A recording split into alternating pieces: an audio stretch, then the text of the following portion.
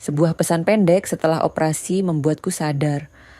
Aku bukan lagi seorang ibu, hanya beban yang bisa dibuang. Tapi orang yang datang menjemputku justru seseorang yang membangkitkan luka 45 tahun lalu. Aku menatap langit-langit kamar rumah sakit yang putih itu sambil menahan perih di perut. 3 hari sudah aku berbaring di sini, di RSUD Cipto Mangunkusumo, setelah operasi kandung empedu darurat. Dokter bilang aku harus istirahat total, tidak boleh jalan jauh, dan harus dijemput keluarga atau minimal naik taksi resmi keluarga. Kata itu terasa asing di telingaku sekarang. Sudah 3 hari ini, tidak ada satupun yang datang menjenguk. Bahkan sekadar mengirim pesan pun tidak. Hanya 2 perawat shift malam yang kadang mampir, membantu mengupas jeruk atau berbagi teh manis sachet yang mereka bawa dari kantin. Aku bersyukur untuk kebaikan kecil mereka, meski hati ini terus bertanya, di mana anakku? Akhirnya, dengan tangan gemetar, aku ketik pesan di ponsel tuaku. Mas, Bunda baru saja selesai tindakan, boleh minta tolong dijemput? Dokter tidak menyarankan saya jalan sendiri. Kirim. Aku tunggu sambil menatap layar. 5 menit terasa seperti 5 jam. Lalu ponselku bergetar. Nama Mas Damar muncul di layar. Tapi yang membalas bukan dia. Maaf Bu, kami sedang repot. Lebih baik Bunda pesan ojek online saja ya, biar nggak ribet. Kami juga belum bisa keluar kantor. Mbak Ayu. Istriku. Aku hanya menatap kalimat itu, tidak menjawab, tidak menangis, hanya merasakan sesuatu yang panas mulai menggenangi dada. Bukan sedih, ini lebih tajam, ini marah yang sudah lama aku kubur. Suara azan zuhur dari masjid belakang rumah sakit mengalun pelan, seolah mengiringi kehampaan yang perlahan berubah menjadi sesuatu yang lebih besar dari sekadar kekecewaan. 2 tahun terakhir, sejak Damar pindah ke rumah barunya di Depok, hubungan kami makin renggang. Dulu masih sering telepon, menanyakan kabar, mengajakku makan siang bersama. Sekarang, hanya kiriman pesan formal sekali-sekali. Selamat ulang tahun ya Bu. Maaf belum bisa ke rumah. Tapi saat butuh uang untuk renovasi rumah, Damar tiba-tiba rajin menghubungi. Datang membawa tumpukan berkas, minta tanda tangan di sini, di situ. Katanya cuma syarat formal. Katanya namaku tidak akan dipakai untuk apa-apa. Aku percaya. Tentu saja aku percaya. Dia anakku. Anak laki-laki satu-satunya. Aku bahkan tidak membaca isi berkasnya dengan teliti. Hanya menandatangani, lalu memeluknya erat sebelum dia pergi. Sekarang, aku menatap layar ponsel yang gelap itu dan bertanya pada diri sendiri, kapan tepatnya aku menjadi beban? Perawat mendorong kursi rodaku ke lobi utama. Aku menolak pesan ojek online seperti saran Mbak Ayu. Aku lebih percaya taksi konvensional, meski ongkosnya sedikit lebih mahal. Setidaknya ada plat kuning, ada argo, ada identitas jelas. Petugas resepsionis memanggil namaku dari meja depan. Taksi atas nama Ibu Sumiati sudah datang. Aku mengangguk pelan, lalu perawat membantuku berdiri. Kakiku masih terasa lemas, tapi aku bisa berjalan pelan. Aku menolak bantuan lebih jauh. Aku ingin membuktikan pada diriku sendiri bahwa aku masih bisa. Saat aku sampai di pintu lobi, seorang pria berusia sekitar 60-an menghampiriku. Dia mengenakan kemeja putih rapi dan jas tipis berwarna abu-abu. Rambutnya mulai memutih di pelipis, tapi wajahnya tegas. Ada sesuatu yang familiar dari caranya berdiri. Selamat siang, Ibu Sumiati. Aku mengangguk ragu. Saya Rudi Halim dari Bank Amanah Sentosa. Maaf jika kedatangan saya tidak biasa, tapi Ibu perlu tahu sesuatu. Bang, jantungku berdegup lebih cepat. Ada yang tidak beres. Dia menawarkan bantuan untuk masuk ke mobil terlebih dahulu. Mobilnya Avanza Silver, bersih, tercium Aroma pengharum kayu manis dan interior yang rapi, seperti milik instansi resmi. Aku duduk di kursi penumpang, masih bingung, masih was-was. Setelah mobil melaju pelan keluar dari area parkir rumah sakit, Rudi mengeluarkan tablet dari tas kerjanya. Dia membuka sebuah file, lalu memutar layar ke arahku. Ibu tahu bahwa rumah Mas Damar yang di Depok itu atas nama 2 orang, dan nama ibu ada di dalamnya. Aku tersentak. Itu bukan rumah saya. Benar, Bu. Tapi bank mencatat ibu sebagai penanggung jawab bersama. Dan sekarang cicilan macet 3 bulan. Rasanya seperti ada yang mencabut napas dari dadaku. Macet, tapi saya tidak pernah. Ibu menandatangani dokumen perjanjian kredit pemilikan rumah 2 tahun lalu. Ini salinannya. Dia menunjukkan dokumen digital. Dan di sana jelas tercetak namaku, tanda tanganku, alamat KTP-ku. Aku menutup mulut dengan tangan. Tumpukan berkas itu. Permintaan Damar waktu itu. Katanya cuma syarat formal. Saya tidak tahu ini soal rumah. Dia bilang cuma referensi. Rudi menghela napas panjang, lalu menatapku dengan tatapan yang aneh. Bukan tatapan menghakimi, tapi tatapan seseorang yang mengerti luka. Saya datang karena ini menyangkut risiko hukum. Tapi ada alasan lain, Ibu? Dia berhenti sejenak, seolah mempertimbangkan sesuatu yang berat. Alasan yang lebih pribadi. Aku menatapnya. Dan untuk pertama kalinya, aku benar-benar melihat wajahnya. Garis rahangnya, cara dia mengerutkan dahi saat berpikir. Suaranya yang rendah tapi lembut. Ada sesuatu yang sangat familiar, tapi tidak mungkin. Mobil berhenti di lampu merah. Rudi menatap lurus ke depan, tangannya menggenggam setir dengan erat. Lalu dia berbisik, nyaris tidak terdengar. 45 tahun Yati, aku sudah menunggumu 45 tahun. Dunia seolah berhenti berputar. Hanya ada satu orang yang memanggilku Yati. Hanya ada satu orang yang pernah berjanji menjemputku di stasiun Madiun, Juni 1980, dan dia tidak pernah datang. Aku menatapnya dengan mata berkaca-kaca. Suaraku serak. Robi? Dia menoleh, dan aku melihat air mata di sudut matanya. Aku pikir aku hanya saksi sunyi dari kehancuran rumah tangga anakku. Tapi ternyata aku adalah karakter utama dalam kisah penipuan berjaringan dan saksi hidup dari janji cinta yang tak pernah ditepati. Robi tidak langsung melanjutkan pembicaraan. Dia menepi di pinggir jalan, mematikan mesin mobil, lalu menatapku dengan tatapan yang penuh penyesalan. Aku masih terdiam, mencoba mencerna fakta bahwa pria di sampingku ini adalah Robi Haryanto yang pernah membuatku ingin meninggalkan rumah, keluarga, dan semua yang kukenal di usia 20 tahun. Maafkan aku Yati, katanya pelan. Aku tahu ini bukan waktu yang tepat, tapi aku tidak bisa diam lagi saat melihat namamu muncul di berkas bank kami. Aku menelan ludah, suaraku masih gemetar. Kamu bilang, cicilan macet? Damar tidak pernah bilang apa-apa padaku. Robi mengangguk. Lalu membuka tabletnya lagi. Kali ini dia menunjukkan serangkaian dokumen yang lebih lengkap. Mas Damar mengajukan restrukturisasi cicilan rumah 6 bulan lalu.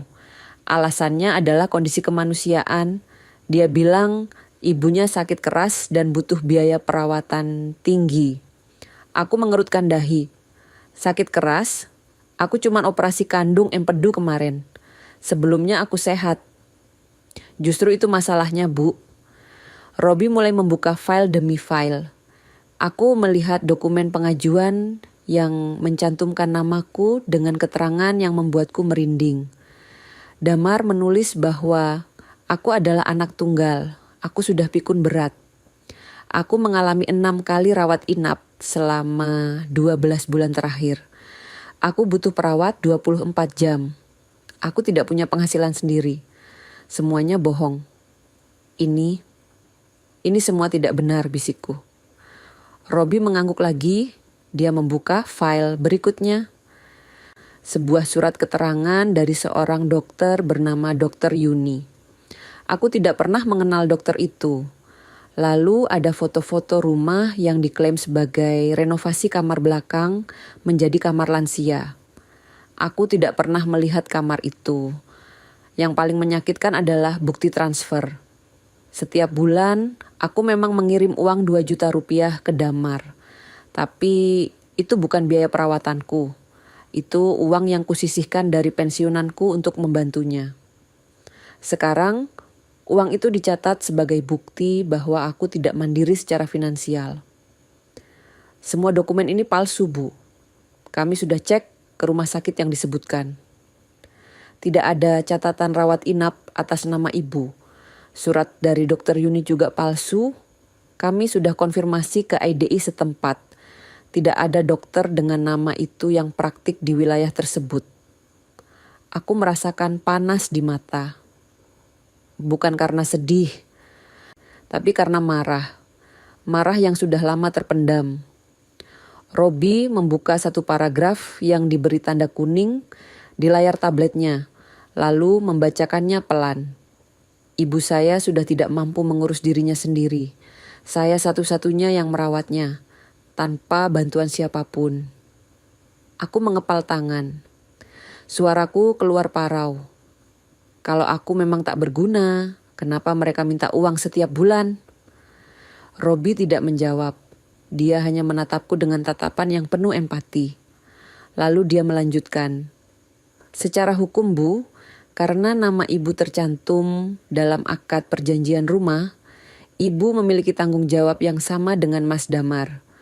Kalau kredit benar-benar macet dan tidak ada penyelesaian, bank berhak menyita harta atas nama keduanya, termasuk tabungan pensiun Ibu. Aku tersentak. Tabunganku? Iya, Bu, dan karena ada indikasi manipulasi data, bank wajib melaporkan ini ke otoritas jasa keuangan. Kalau dilanjutkan ke jalur hukum, ini bisa masuk ke pasal pemalsuan dokumen, penggelapan, dan penipuan. Aku menutup wajah dengan kedua tangan. Rasanya seperti dunia runtuh. Anak yang kulahirkan, yang kubesarkan dengan segala keterbatasanku, sekarang menggadaikan namaku untuk kebohongan. Robi diam sejenak, membiarkanku menenangkan diri. Lalu dia berkata lagi, kali ini dengan nada lebih serius. Tapi ada hal lain yang perlu Ibu tahu. Aku mengangkat wajah, menatapnya. Dalam catatan sistem kami, Mas Damar juga memakai nama Ibu sebagai penjamin untuk kredit modal usaha 18 bulan lalu. Dia melampirkan slip rekening Ibu sebagai bukti suntikan modal untuk bengkelnya. Aku terbelalak. Bengkel? Damar punya bengkel. Katanya begitu, tapi kami sudah cek lokasi yang disebutkan. Bengkel itu sudah tutup setahun lalu. Robi menunjukkan data lain. Total utang Damar dari gabungan rumah dan usaha mencapai hampir 1,5 miliar rupiah. Aku merasa mual, bukan karena efek operasi, tapi karena merasa bodoh. Bodoh karena percaya. Bodoh karena tidak pernah bertanya. Robi menutup tabletnya, lalu menatapku dengan tatapan yang berbeda. Lebih lembut, lebih dalam. Yati, aku tahu ini berat. Tapi aku tidak datang hanya sebagai pegawai bank. Aku datang karena aku tidak bisa membiarkan kamu disakiti lagi. Aku menatapnya, dan tiba-tiba semua kenangan lama itu kembali menghantam. Stasiun Madiun, janji di bawah pohon asam, surat-surat yang kusimpan dalam kotak kaleng, mimpi kabur ke Jakarta bersama. Kenapa kamu tidak datang waktu itu? Tanyaku. Suaraku nyaris putus. Robi menghela napas panjang. Dia mengeluarkan dompet dari saku jasnya, membuka lipatan kulit lusuh itu, lalu menunjukkan sebuah foto kecil yang sudah menguning. Foto aku. berseragam putih abu-abu, tersenyum di depan gerbang sekolah. "Aku selalu membawa ini," katanya pelan. "Setiap hari." Air mataku jatuh. "Ayahmu datang ke rumahku malam sebelum kita janjian," lanjut Robi. "Dia membawa surat. Dia bilang kamu sudah menikah dengan pria lain. Dia bilang kamu tidak mau bertemu denganku lagi. Dia bilang kalau aku cinta padamu, aku harus membiarkan kamu bahagia." Aku menggeleng cepat. Itu bohong. Aku tidak pernah menikah sampai 2 tahun setelahnya. Ayah melarangku keluar rumah selama berbulan-bulan. Dia bilang, "Kamu sudah pergi ke Jakarta dan menikah di sana." Robi menutup wajahnya dengan tangan. "Kita dikhianati, Yati, oleh orang yang seharusnya melindungi kita." Kami terdiam. Hanya suara lalu lintas Jakarta yang memecah kesunyian.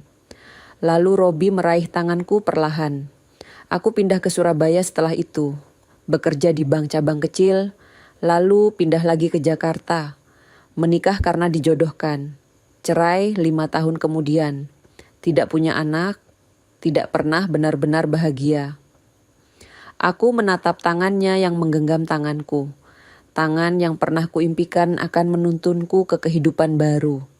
"Aku juga menikah karena paksaan," bisikku. "Almarhum suamiku baik, tapi aku tidak pernah benar-benar mencintainya seperti aku mencintaimu." Robi menatapku, dan dalam tatapan itu aku melihat sesuatu yang sudah lama mati di dalam diriku. Mulai bergerak lagi. "Yati, aku tahu kita sudah tua, kita sudah terluka, tapi aku tidak ingin menyesal 2 kali. Biarkan aku membantumu kali ini.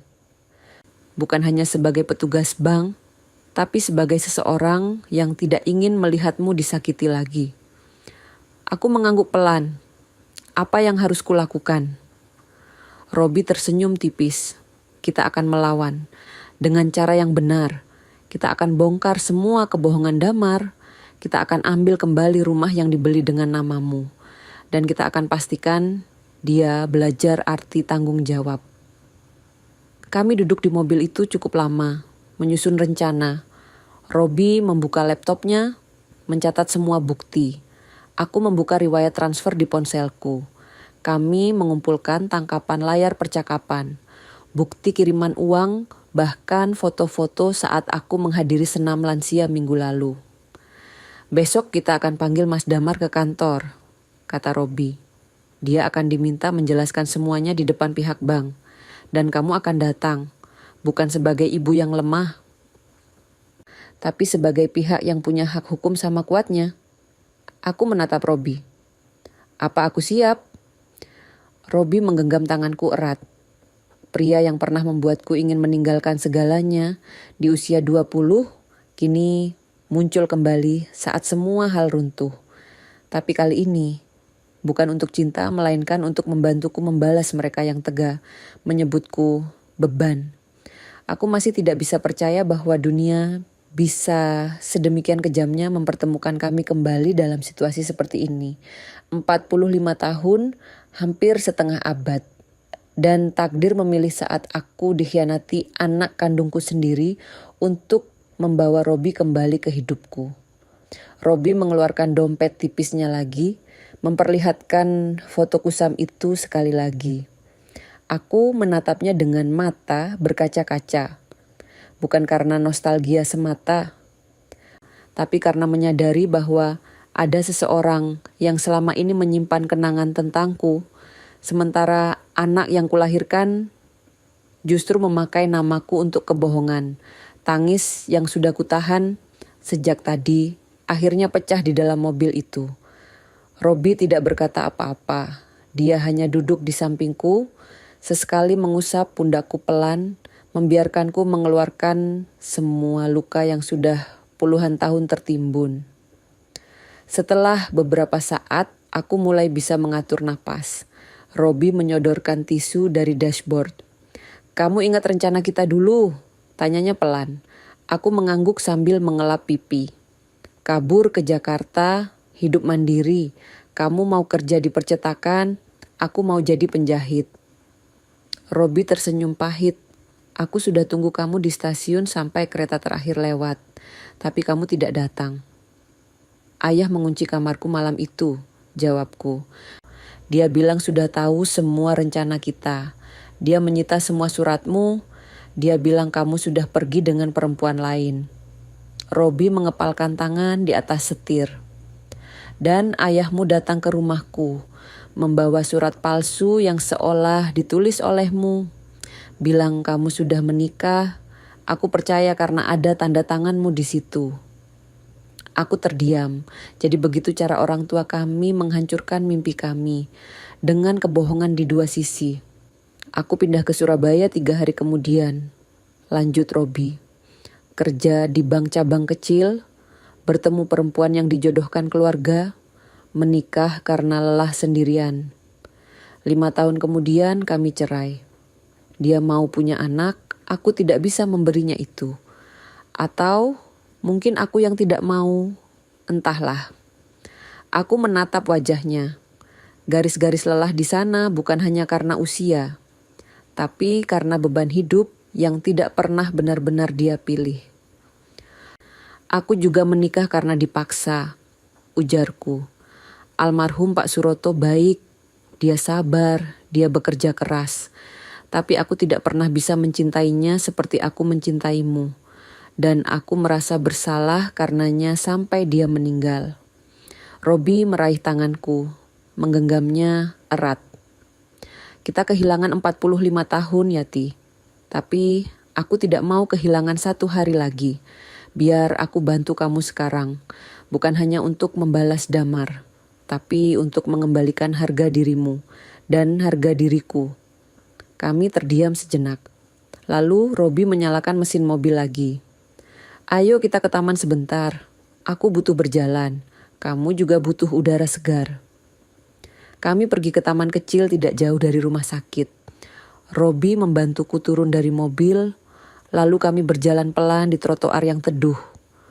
Udara sore Jakarta terasa pengap, tapi setidaknya ada angin yang sesekali berhembus. Aku duduk di bangku taman. Robi duduk di sampingku, membuka laptop tipis dari tasnya. Sekarang kita mulai, katanya. Aku sudah kumpulkan semua data dari sistem bank. Sekarang aku butuh data dari kamu. Aku mengeluarkan ponselku, membuka riwayat transfer, membuka percakapan dengan Damar. Robi mencatat semuanya dengan teliti. Transfer 2 juta setiap bulan, sudah berjalan 2 tahun, gumamnya. Berarti total 24 kali transfer. Itu 48 juta rupiah. Aku mengangguk. Aku kira itu untuk bantu biaya hidup mereka. Damar bilang usaha bengkelnya belum stabil. Tapi dia pakai uang itu sebagai bukti bahwa kamu yang dibiayai olehnya, kata Robi. Di balik 180 derajat. Aku merasakan panas di dada lagi. Tapi kali ini bukan karena sedih. Ini amarah yang mulai mengeras menjadi tekad. Robi membuka file lain di laptopnya. Ini aliran dana dari rekening Damar. Setiap bulan dia terima dari kamu 2 juta. Tapi cicilannya ke bank 8 juta. Sisanya dari mana? Aku menggeleng. Aku tidak tahu. Dari utang lain, jawab Robi. Dia punya pinjaman di koperasi. Pakai sertifikat rumah sebagai jaminan, tanpa sepengetahuanmu. Aku terdiam. Jadi selama ini Damar bukan hanya berbohong soal kondisiku. Dia juga menggadaikan rumah yang secara hukum juga milikku. Ini bukan sekadar masalah keluarga lagi, Yati, kata Robi serius. Ini penipuan berlapis, pemalsuan dokumen, penggelapan, dan penyalahgunaan identitas. Kalau kami laporkan sekarang, Damar bisa masuk penjara. Aku menelan ludah. Apa yang harus kulakukan? Robi menatapku. Kamu punya 2 pilihan. Pertama, kita laporkan semua ini ke polisi dan biarkan hukum bekerja. Kedua, kita hadapi dia secara langsung, buat dia akui semua kesalahannya, dan kita ambil alih rumah itu secara hukum. Rumah itu tercatat atas nama berdua. Kamu punya hak yang sama. Aku menatap langit sore yang mulai kemerahan. Aku tidak mau anakku masuk penjara, bisikku.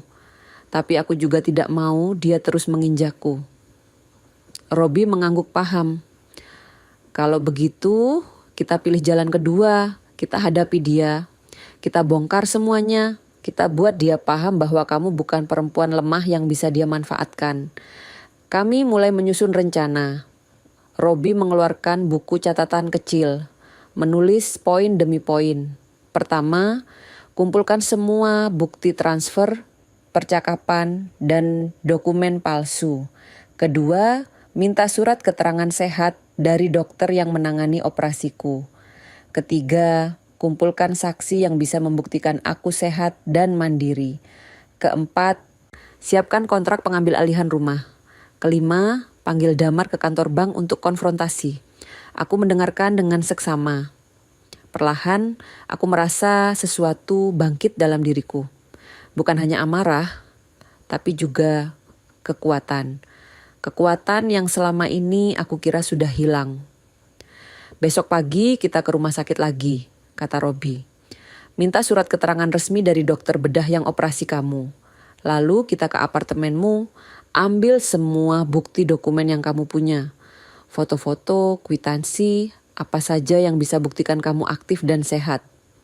Aku mengangguk. Aku punya arsip lengkap. Kwitansi belanja, struk senam lansia, foto ikut pengajian. Bahkan rekaman aku lagi memasak yang pernah kukirim ke grup arisan. Robi tersenyum. Bagus, semua itu kita kumpulkan. Kita buat portofolio lengkap yang membuktikan bahwa Damar pembohong. Kami berjalan kembali ke mobil. Dalam perjalanan pulang ke apartemenku, aku menatap jalanan Jakarta yang macet.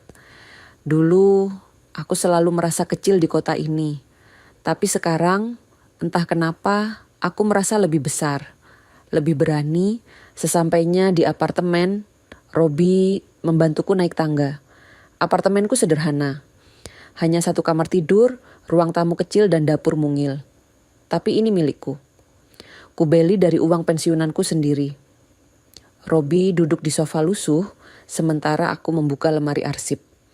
Aku mengeluarkan map demi map. Bukti transfer, kwitansi belanja, struk pembayaran listrik dan air, foto-foto kegiatan. Bahkan buku tabungan lama yang menunjukkan aku punya simpanan sendiri. Kamu tertib sekali. Komentar Robi sambil melihat semua dokumen itu. Aku hidup sendiri, jawabku. Aku harus tertib kalau tidak mau dimanfaatkan orang. Robi menatapku dengan tatapan hangat. Tapi kamu tetap dimanfaatkan oleh orang yang seharusnya melindungimu. Aku terdiam, lalu aku duduk di sampingnya. Robi, apa kamu yakin ini akan berhasil? Dia menggenggam tanganku. Aku yakin karena kamu punya hak hukum yang jelas dan karena kali ini kamu tidak sendirian. Kami menghabiskan sore itu menyusun semua dokumen. Robi memotret setiap halaman, menyimpannya dalam folder digital. Aku menceritakan semua kejadian selama 2 tahun terakhir. Bagaimana Damar makin jarang menghubungi. Bagaimana Mbak Ayu makin dingin, bagaimana aku mulai merasa asing di keluargaku sendiri. Malam itu, setelah Robi pulang, aku duduk sendirian di ruang tamu. Menatap foto keluarga yang tergantung di dinding.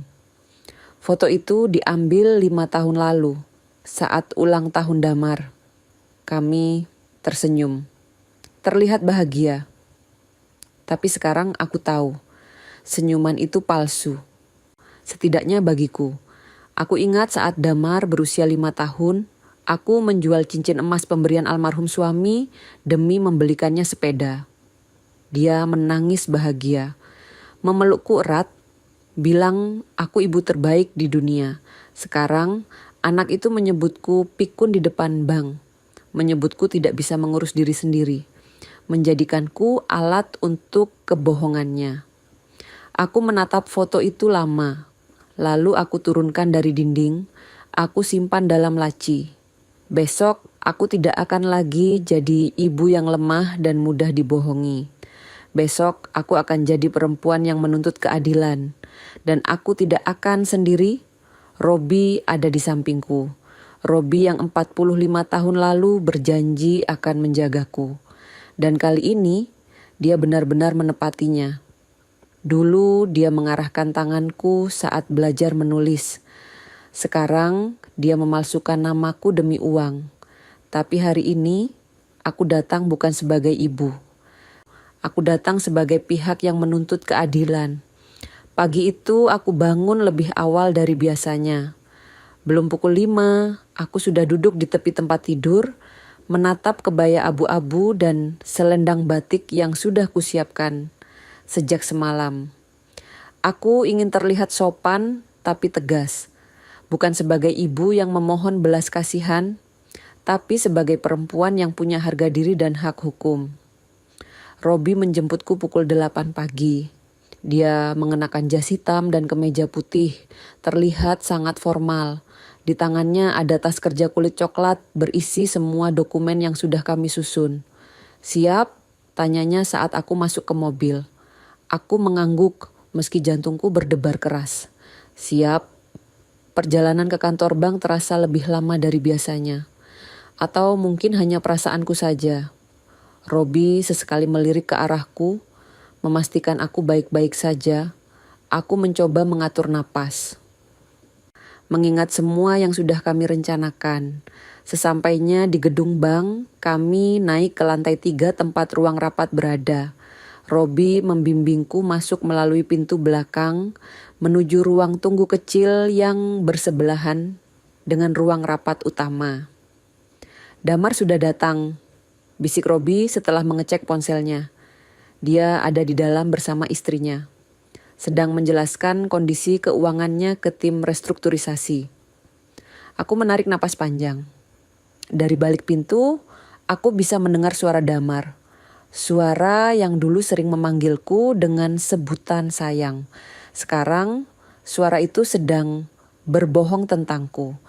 Ibu saya kondisinya memang tidak memungkinkan. Bulan ini saja sudah 3 kali saya harus bawa beliau ke rumah sakit. Biaya pengobatannya sangat tinggi. Makanya saya mohon pengertian dari pihak bank untuk proses restrukturisasi ini. Aku mengepalkan tangan. Robi meletakkan tangannya di bahuku, memberi kekuatan. "Tunggu sebentar," bisiknya. Di dalam ruangan, suara lain mulai terdengar. Seorang pegawai bank perempuan sedang mengajukan pertanyaan. "Mas Damar, kami sudah coba hubungi Ibu Sumiati beberapa kali untuk konfirmasi langsung, tapi beliau tidak pernah mengangkat telepon." Aku mengerutkan dahi. Tidak ada yang pernah menghubungiku. Damar menjawab dengan nada yang terdengar meyakinkan. "Ibu saya sudah tidak bisa pegang ponsel sendiri, Bu. Kadang lupa cara pakainya. Jadi memang sulit untuk berkomunikasi langsung dengan beliau." Bohong. Aku bahkan masih aktif di grup arisan dan sering kirim pesan ke teman-teman lamaku. Robi mengetuk pintu ruang rapat pelan, lalu membukanya sedikit. "Permisi, saya Rudi Halim dari Divisi Audit Internal. Boleh saya masuk sebentar?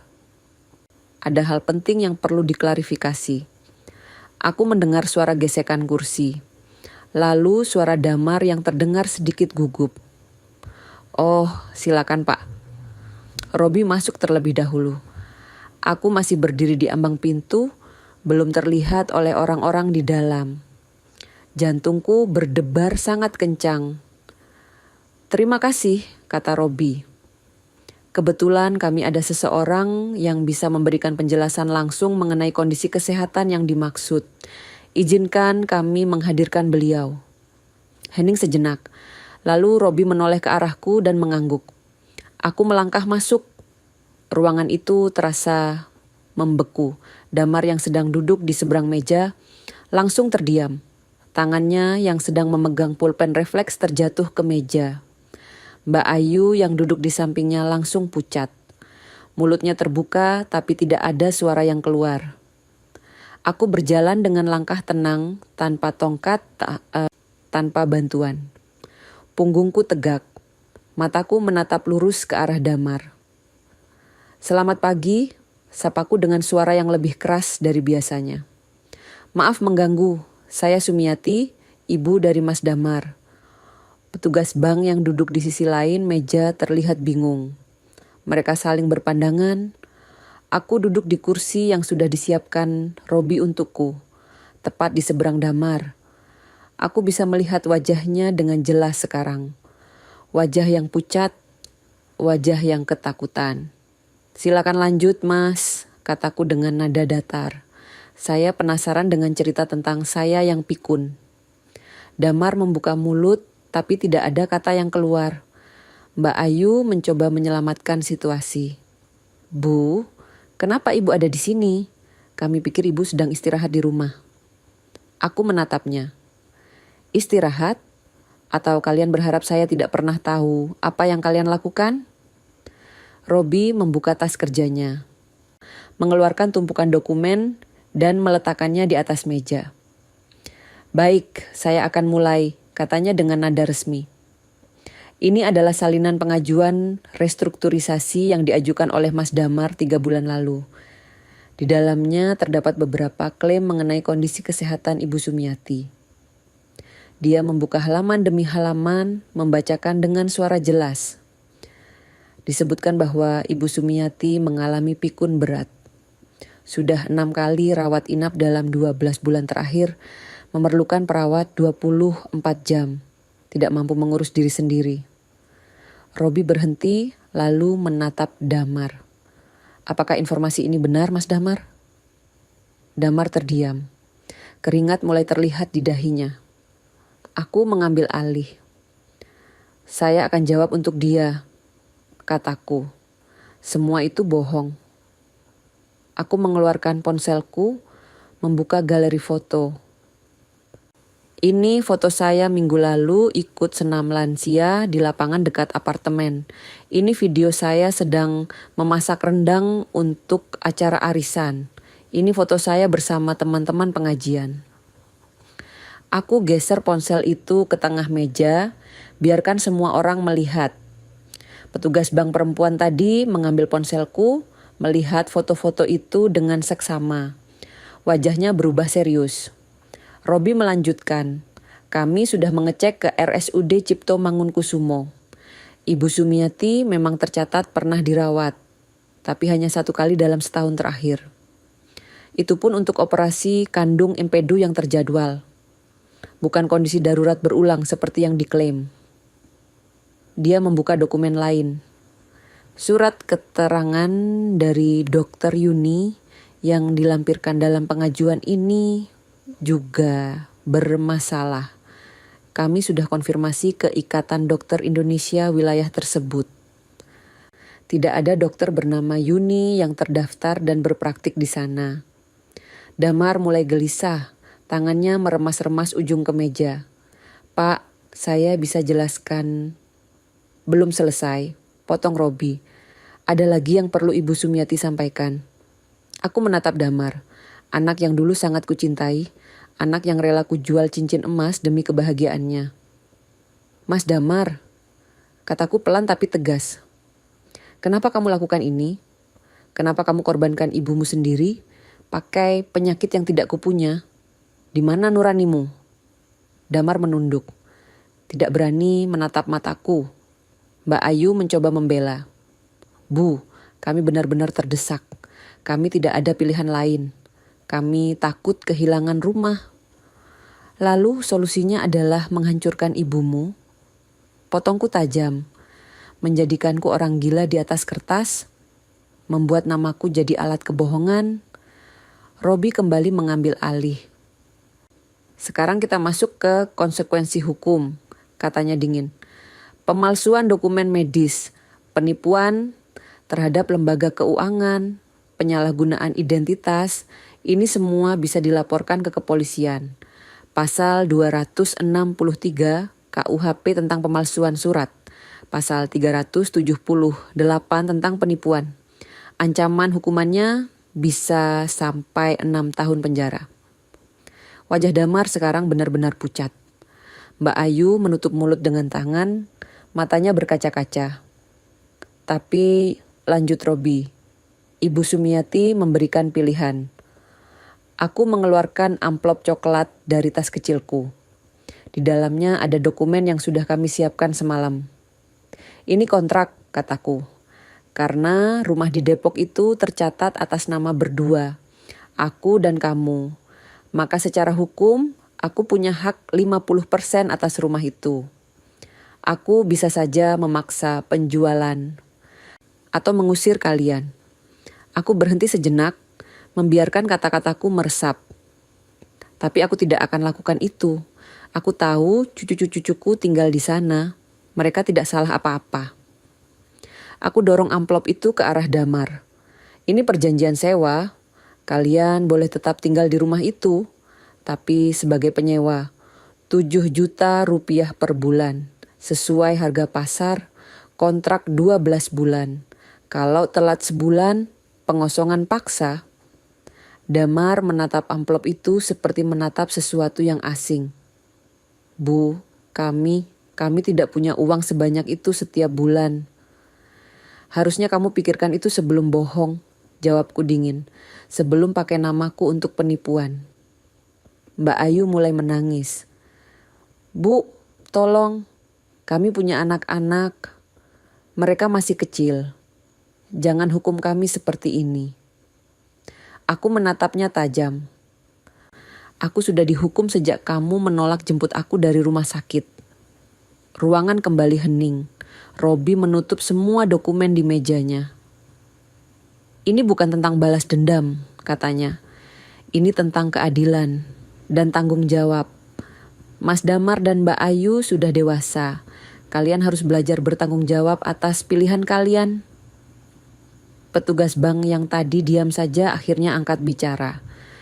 Baik, sepertinya kami perlu waktu untuk memproses semua informasi ini. Mas Damar, Mbak Ayu, kalian bisa pulang dulu. Kami akan hubungi lagi dalam 2 hari kerja. Damar dan Ayu bangkit dengan langkah gontai. Saat melewati kursiku, Damar berhenti sejenak. Maafkan saya, Bu, bisiknya parau. Aku tidak menjawab.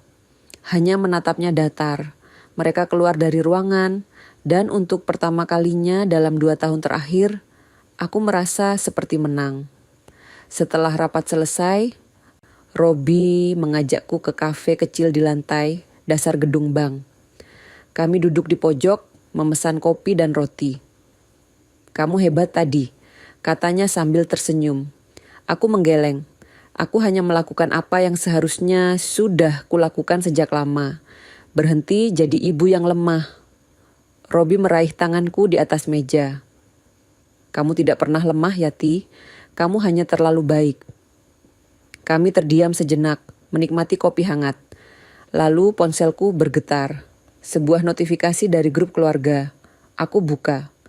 Ada status baru dari Mbak Ayu. Kadang yang paling jahat adalah yang paling terlihat suci.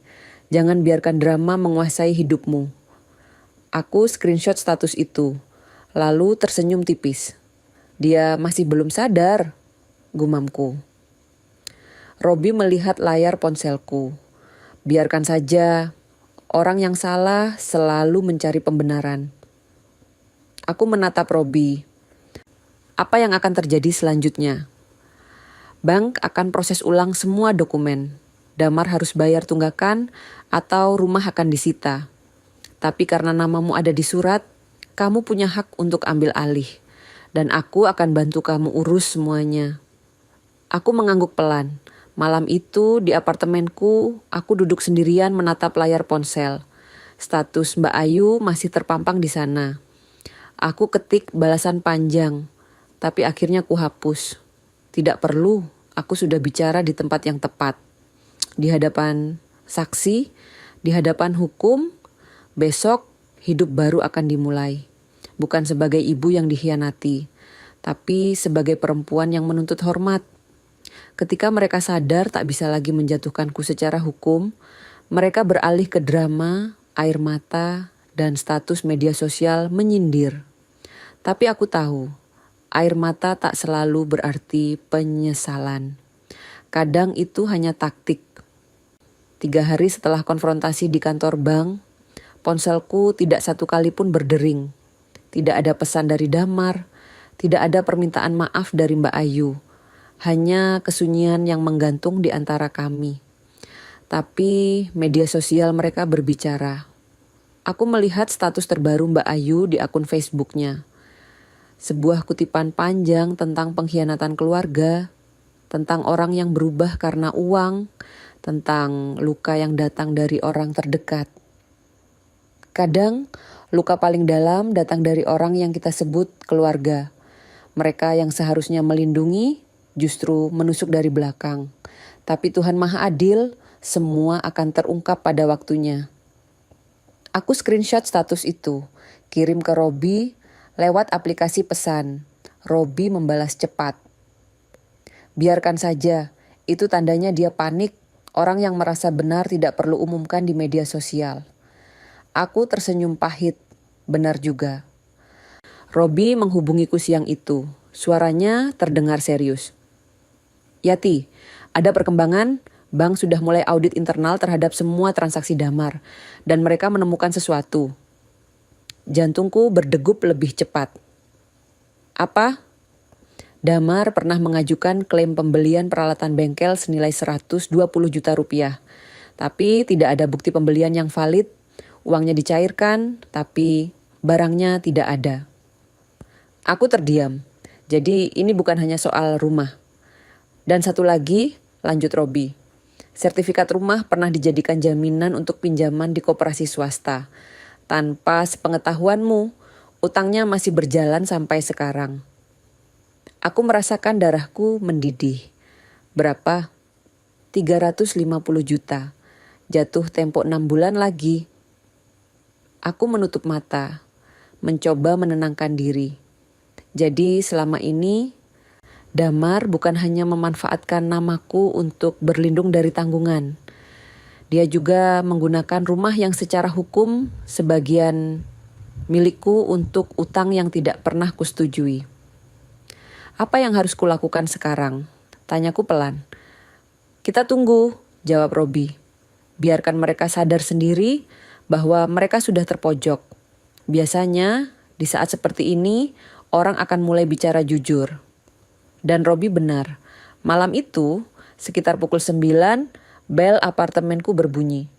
Aku mengintip dari lubang pintu. Damar berdiri di sana sendirian. Wajahnya kusut. Matanya sembab. Di tangannya ada map coklat dan kantong plastik berisi sesuatu. Aku buka pintu perlahan. Mas, Damar menatapku dengan tatapan lelah. Bu, boleh saya masuk sebentar? Aku ragu sejenak, tapi akhirnya mundur dan membiarkannya masuk. Damar melangkah pelan, seolah kakinya berat.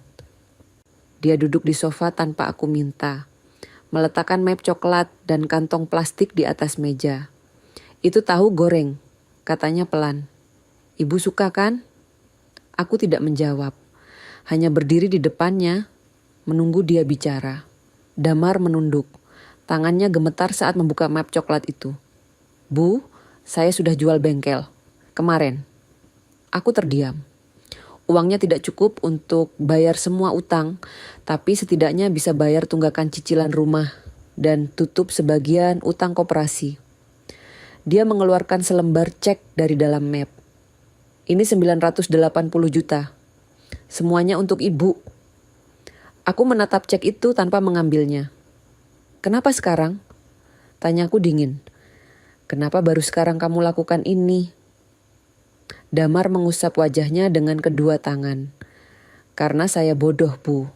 Karena saya takut mengakui kegagalan. Karena saya lebih memilih berbohong daripada minta tolong dengan cara yang benar. Air matanya mulai jatuh. Saya takut ibu kecewa. Saya takut dibilang gagal. Jadi saya tutupi semuanya. Dan semakin ditutup, semakin dalam lubangnya. Aku duduk di kursi berseberangan dengannya. Menatapnya dengan pandangan datar. Lalu kenapa kamu tidak menghubungiku 3 hari ini? Damar menggeleng. Saya tidak tahu harus bicara apa. Saya malu, Bu. Malu sampai tidak berani angkat kepala. Aku mengambil cek itu, membacanya. Jumlahnya benar, 980 juta rupiah. Ditulis atas namaku. Dan Mbak Ayu? Tanyaku. Damar terdiam lama sebelum menjawab. Kami hampir cerai, Bu. Aku tersentak. Setelah rapat di bank, kami bertengkar hebat. Dia bilang, saya pengecut. Saya bilang dia yang dorong saya berbohong. Kami saling menyalahkan. Sampai akhirnya kami sepakat untuk konseling. Damar mengangkat wajah, menatapku. Konselor itu yang bikin saya sadar. Dia bilang, selama ini saya lari dari tanggung jawab. Saya menyalahkan situasi, menyalahkan orang lain, bahkan menyalahkan ibu. Padahal yang salah adalah saya sendiri. Aku mendengarkan tanpa memotong. Saya baru sadar, Bu, betapa jahatnya saya, betapa tidak bermartabatnya saya. Saya pakai nama ibu, saya bilang, ibu sakit keras. Saya bilang ibu pikun. Padahal ibu sehat, ibu mandiri. Ibu bahkan masih kirim uang buat saya setiap bulan. Damar menangis sekarang. Menangis seperti anak kecil yang baru saja sadar dia sudah menyakiti ibunya sendiri. Maafkan saya, Bu. Saya tahu maaf saja tidak cukup. Tapi saya benar-benar menyesal. Aku menatap anakku yang sedang hancur di depanku. Bagian dari diriku ingin memeluknya. Bagian lain ingin menamparnya. Tapi aku hanya duduk di sana, diam. Damar mengeluarkan dokumen lain dari map. Ini surat pernyataan. Saya sudah tanda tangan di depan notaris. Saya akui semua kebohongan saya. Saya serahkan hak penuh atas rumah ke ibu. Saya tidak akan menuntut apapun. Kalau ibu mau kami tetap tinggal di sana, kami akan jadi penyewa. Kalau ibu mau kami pergi, kami akan pergi. Aku mengambil dokumen itu. Membacanya pelan. Setiap kata tertulis jelas. Tanda tangan Damar ada di bawah. Stempel notaris tertera di sudut kanan. Ini nyata, dia benar-benar serius. Kontrak sewa tetap berlaku, kataku akhirnya. Kalian bisa tinggal, tapi 7 juta per bulan. Tidak ada pengecualian, telat sebulan, keluar. Damar mengangguk cepat. Iya, Bu, saya terima. Kami akan bayar tepat waktu. Aku menatapnya lagi. Dan tidak ada lagi manipulasi. Tidak ada lagi bohong, tidak ada lagi pakai namaku tanpa izin. Kalau kamu butuh bantuan, datang dan minta dengan jujur, bukan sembunyi di balik kebohongan. Damar mengangguk lagi, air matanya masih mengalir. Saya janji, Bu. Kami duduk dalam diam beberapa saat. Lalu aku bertanya sesuatu yang sudah lama ingin kutanyakan. Kenapa kamu tidak datang waktu aku di rumah sakit? Damar menghapus air matanya. Ayu yang larang. Dia bilang kalau kami datang, ibu pasti minta kami jemput. Dan kami sedang tidak punya uang bensin. Jadi dia suruh saya bilang, kami sibuk kerja. Aku mengangguk pahit. Jadi begitu. Tapi itu bukan alasan, Bu. Lanjut Damar cepat. Saya harusnya tetap datang. Harusnya saya cari cara. Tapi saya memilih jalan yang paling mudah. Dan itu salah. Aku berdiri, berjalan ke jendela. Menatap pemandangan Jakarta malam yang ramai. Mas Damar, kataku tanpa menoleh. Aku bukan ibu yang sempurna. Aku tahu itu. Tapi aku tidak pernah menjadikanmu beban. Aku tidak pernah merasa rugi membesarkanmu. Jadi, kenapa kamu jadikan aku beban dalam hidupmu? Damar tidak menjawab. Hanya terdengar isak tangisnya yang tertahan. Aku berbalik menatapnya. Mulai sekarang, kita bangun ulang hubungan ini. Bukan sebagai ibu yang dimanfaatkan dan anak yang memanfaatkan. Tapi sebagai dua manusia dewasa yang saling menghormati. Bisa? Damar berdiri, menatapku dengan mata merah. Bisa, Bu, saya janji. Dia melangkah maju ingin memelukku. Tapi aku angkat tangan, menghentikannya. Belum waktunya untuk pelukan. Kamu harus buktikan dulu janjimu. Damar mengangguk paham. Dia mundur mengambil tasnya. Terima kasih, Bu. Terima kasih sudah kasih saya kesempatan. Setelah Damar pergi, aku duduk kembali di sofa, menatap cek dan dokumen yang dia tinggalkan. Aku ambil ponsel, hubungi Robi. Dia datang, kataku begitu Robi angkat telepon. Damar? Iya, dia bawa cek, bawa surat pernyataan. Dia mengaku semua. Robi terdiam sebentar. Kamu percaya dia? Aku menghela napas. Aku tidak tahu, tapi aku ingin percaya. Setidaknya dia sudah mulai bertanggung jawab. Bagus, kata Robi. Itu langkah pertama. Malam itu aku tidak bisa tidur. Pikiranku terus berputar. Antara marah dan lega. Antara ingin memaafkan dan ingin tetap menjaga jarak. Aku buka map coklat yang dibawa Damar tadi. Di dalamnya, selain surat pernyataan, ada fotokopi KTP Mbak Ayu. Dipakai sebagai wakil pembeli rumah atas namaku. Aku perhatikan tanggal dokumen itu. 2 tahun lalu, sebelum semua kebohongan dimulai. Jadi sejak awal mereka memang merencanakan ini. Sejak awal mereka sudah siapkan skenario untuk menjadikanku tameng. Aku tersenyum pahit, setidaknya sekarang aku tahu. Dan sekarang aku yang pegang kendali. Besok hidup akan berbeda. Tidak akan ada lagi kebohongan. Tidak akan ada lagi manipulasi. Karena aku sudah belajar untuk tidak lagi menjadi ibu yang terlalu baik. Aku sudah belajar untuk menjadi perempuan yang menghargai dirinya sendiri. Aku dulu hanya jadi saksi di sudut meja makan keluarga. Kini aku duduk di kursi kepala meja. Bukan karena ingin berkuasa, tapi karena aku akhirnya dianggap ada. 2 minggu menjelang Lebaran, aku memutuskan untuk membuat syukuran kecil di apartemenku. Bukan perayaan besar, hanya acara sederhana untuk tetangga dekat dan beberapa teman lama yang masih rajin menghubungi. Robi datang pagi itu membawa kotak kecil berisi undangan sederhana yang sudah dia cetak. Kertas warna krem dengan tulisan tangan digital yang rapi. Tidak mewah, tapi hangat. Ini cantik, kataku sambil melihat undangan itu. Robi tersenyum, seperti yang punya acara. Aku tersenyum. Sudah lama sekali aku tidak merasa seperti ini. Merasa dihargai. Kami menghabiskan pagi itu menyusun rencana. Menu makanan, tata letak kursi, daftar tamu. Semuanya sederhana tapi penuh perhatian.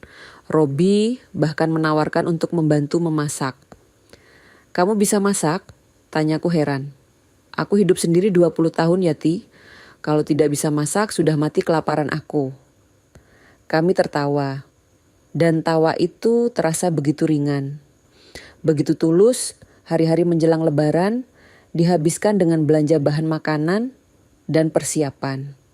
Robi setia menemaniku ke pasar. Kami memilih ayam untuk opor, kentang untuk sambal goreng, beras ketan untuk lontong, seperti pasangan yang sudah lama menikah. Padahal kami baru benar-benar bersama setelah 45 tahun terpisah. Di dapur apartemenku yang mungil, kami memasak bersama. Robi memotong bawang dan cabai. Aku mengaduk bumbu. Aroma rempah memenuhi ruangan. Tercium wangi serai, lengkuas, dan daun salam yang mendidih pelan di dalam panci opor. Dulu, aku sering bayangkan kita seperti ini, kata Robi tiba-tiba. Aku menoleh. Bayangkan apa? Masak bersama, di rumah kita sendiri, pagi-pagi sudah sibuk di dapur, siap-siap untuk tamu. Aku tersenyum sedih. Aku juga pernah bayangkan itu. Robi meletakkan pisaunya, lalu menatapku. Kita kehilangan banyak waktu Yati, tapi kita masih punya waktu sekarang. Aku mengangguk. Dan untuk pertama kalinya dalam hidup ini, aku merasa damai. Pagi Lebaran tiba dengan cerah. Langit Jakarta jarang sekali sejernih ini. Aku mengenakan kebaya hijau muda dan kain batik coklat. Robi datang lebih pagi dari biasanya, mengenakan baju koko putih dan sarung. Dia membantu menyusun meja, menatap kursi, dan menyiapkan piring. Tamu mulai berdatangan sekitar pukul 10. Tetangga dari lantai atas dan bawah. teman-teman dari grup pengajian, beberapa ibu-ibu dari komunitas senam lansia. Mereka datang dengan senyum tulus, membawa kue kering dalam toples plastik. "Wah, Ibu Sumiati jarang bikin acara begini," kata salah satu tetangga. Aku tersenyum. Tahun ini istimewa. Kami makan bersama, tertawa, bercerita. Robi duduk di sampingku, sesekali menyendokkan sayur ke piringku. Orang-orang mulai bertanya-tanya siapa pria ini. Aku hanya bilang dia teman lama. Belum waktunya untuk penjelasan lebih. Menjelang siang, ketika sebagian tamu sudah pulang, bel apartemen berbunyi. Aku buka pintu. Damar berdiri di sana bersama Mbak Ayu dan kedua cucuku. Anak-anak itu langsung berlari memelukku. "Nenek!" teriak mereka riang. Aku memeluk mereka erat. Apapun yang terjadi antara aku dan Damar, anak-anak ini tidak bersalah. Mereka masih bersih dari semua konflik orang dewasa. Damar dan Ayu berdiri canggung di ambang pintu. Mereka membawa 2 rantang besar berisi makanan. "Selamat Lebaran, Bu," kata Damar pelan. "Maaf, baru datang sekarang. Kami habis dari rumah mertua." Aku mengangguk. "Masuk, jangan berdiri di sana." Mereka masuk dengan langkah hati-hati. Ayu membawa rantang ke dapur, meletakkannya di atas meja. Damar duduk di sofa. Tangannya tidak berhenti meremas-remas ujung bajunya. Robi yang sedang mencuci piring di dapur keluar sebentar, memberi salam, lalu kembali ke dapur, memberi kami ruang untuk bicara. Aku duduk di kursi berseberangan dengan Damar. Mbak Ayu duduk di sampingnya, kepala sedikit menunduk. "Bagaimana kabarmu?" tanyaku. "Baik, Bu, saya sudah mulai kerja lagi. Di bengkel teman, gajinya tidak besar tapi cukup untuk bayar sewa dan kebutuhan sehari-hari." Aku mengangguk. "Dan cicilan?" Damar mengeluarkan amplop putih dari tasnya. "Ini uang sewa bulan ini, Bu. 7 juta. Tepat waktu." Aku ambil amplop itu, membukanya. Uang lengkap, tidak kurang 1 rupiah pun. "Bagus," kataku. "Pertahankan." Mbak Ayu akhirnya angkat bicara. Suaranya pelan, gemetar. "Bu, saya mau minta maaf. Saya tahu saya salah. Saya yang dorong Mas Damar untuk berbohong. Saya yang bilang tidak apa-apa pakai nama Ibu. Saya pikir tidak akan ketahuan. Tapi saya salah, Bu. Saya sudah menyakiti Ibu." Air matanya mulai jatuh. "Maafkan saya, Bu." Aku menatapnya lama, melihat penyesalan di matanya, melihat rasa malu yang nyata. "Mbak Ayu," kataku pelan, "aku tidak akan bilang tidak apa-apa. Karena memang tidak apa-apa. Kalian sudah sakiti aku dengan cara yang tidak bisa kulupakan begitu saja. Tapi aku juga tidak akan terus menghukum kalian." Aku berhenti sejenak. "Kalian masih muda, masih punya waktu untuk memperbaiki. Tapi perbaikan itu dimulai dari tanggung jawab. Bukan dari air mata atau permintaan maaf. Dari perbuatan nyata." Damar mengangguk cepat.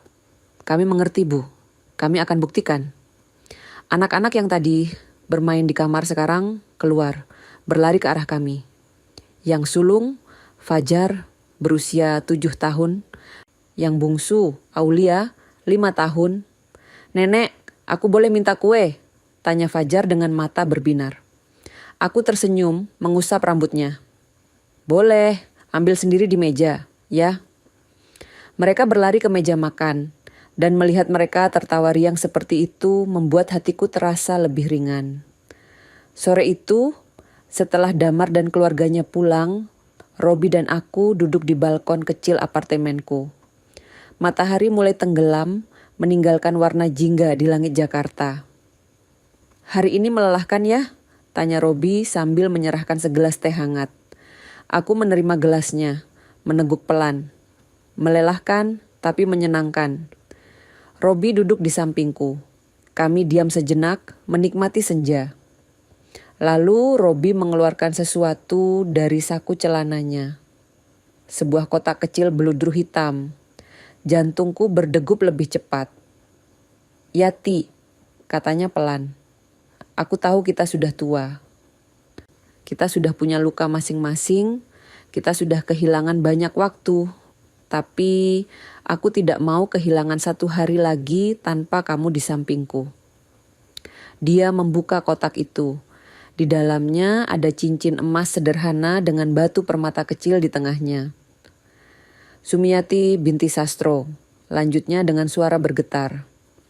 "Aku tidak muda, aku tidak kaya, aku tidak sempurna. Tapi aku ingin habiskan sisa hidupku berdampingan denganmu.